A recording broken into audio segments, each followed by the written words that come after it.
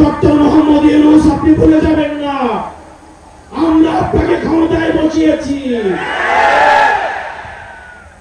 আওয়ামী লীগ নির্বাচন করবে কি করবে না, আওয়ামী লীগ আসবে কি আসবে না, এই সিদ্ধান্ত নিয়েছি আমরা।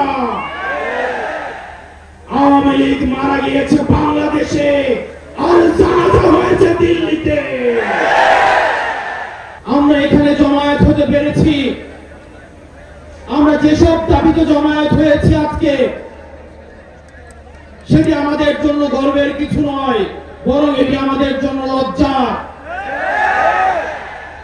5ই আগস্ট সিদ্ধান্ত হয়ে গিয়েছে হাসিনার পুনর্বাসন, আওয়ামী লীগের পুনর্বাসনের প্রতি সারা বাংলাদেশের মানুষ রেড কার্ড দেখিয়ে দিয়েছে। 5ই আগস্ট, 5ই আগস্টের পরে 5ই আগস্ট আমরা সিদ্ধান্ত জানিয়ে দিয়েছি, এই ভূখণ্ডে আওয়ামী লীগের আর পুনর্বাসন হবে না। যেই আওয়ামী লীগ আমাদের দাড়ি টুপিওয়ালা ভাইদেরকে বাইতুল মুকাররমের সামনে থেকে টেনে টেনে রাস্তায় নামিয়ে এনেছিল, সেই আওয়ামী লীগের আর পুনর্বাসন হবে না।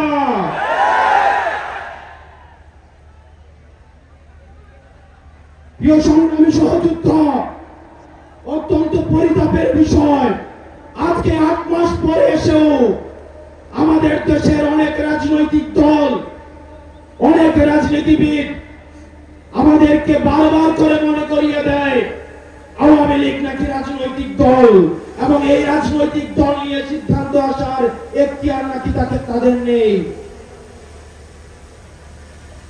ডক্টর মোহাম্মদ ইউনূস গত কিছুদিন আগে বলেছেন আগামী নির্বাচনে আওয়ামী লীগ অংশগ্রহণ করবে কি করবে না, সেটি সিদ্ধান্ত নাকি আওয়ামী লীগের। ডক্টর মোহাম্মদ ইউনূস, আপনি ভুলে যাবেন না আমরা আপনাকে ক্ষমতায় বসিয়েছি। আওয়ামী লীগ নির্বাচন করবে কি করবে না, আওয়ামী লীগ আসবে কি আসবে না, এই সিদ্ধান্ত নিয়েছি আমরা। আওয়ামী লীগ মারা গিয়েছে বাংলাদেশে, আর জানাজা হয়েছে দিল্লিতে। আমার ভাই আপনার এবং শহীদ আবু আলিফের রক্তের উপরে পাড়া দিয়ে এই আওয়ামী লীগ বাংলাদেশে আসবে না। এই সংস্কার আমাদের দেশের সবচেয়ে বড় সংস্কার, আওয়ামী লীগকে নিষিদ্ধ করতে হবে। কোন কিন্তু অথবা নেই, আচ্ছা দেখছি এরকম কিছু নেই, আওয়ামী লীগকে নিষিদ্ধ করতেই হবে। আপনারা ভুলে গেলে চলবে না, আওয়ামী লীগ কোন রাজনৈতিক দল নয়। ৭১ পরবর্তী সময়ে আপনারা প্রথম বাকশাল কায়েম করে গণতন্ত্রকে গলাটিকে হত্যা করেছে। এই বাকশালী দিয়ে ৩০,০০০ জাসদ কর্মীকে হত্যা করে সারা বাংলাদেশে কসাইতন্ত্র কায়েম করেছে।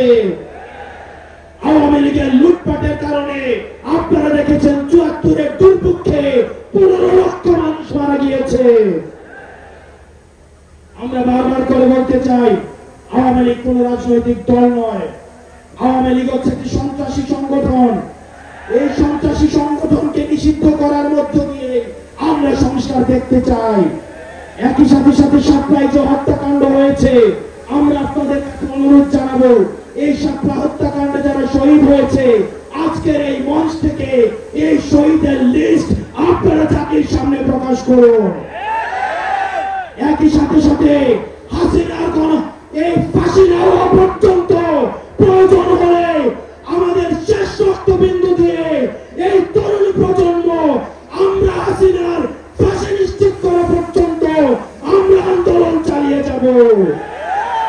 এবং নারী সংস্কার নিয়ে যেই কনসার্ন আপনাদের কাছ থেকে এসেছে, আমরা চাই ডক্টর মোহাম্মদ ইউনূস এই কনসার্ন গুলোকে আপনি অতি সত্বর অ্যাড্রেস করবেন, এবং অপ্রয়োজনীয় যে সংস্কারগুলো রয়েছে সেদিকে পাশ কাটিয়ে প্রয়োজনীয় যে সংস্কারগুলো রয়েছে, যেটির মধ্য দিয়ে নারীদের অধিকার নিশ্চিত হয়, যাদের মধ্য দিয়ে নারীদের সম্মান নিশ্চিত হয় এবং আমাদের দেশের ধর্মীয় এবং কালচারাল সাংস্কৃতিক যে সম্মান অক্ষুণ্ণ থাকে, সেই অধিকারগুলো, সেই সংস্কারগুলোকে আপনাকে জোর দেওয়ার জন্য আহ্বান জানাচ্ছি।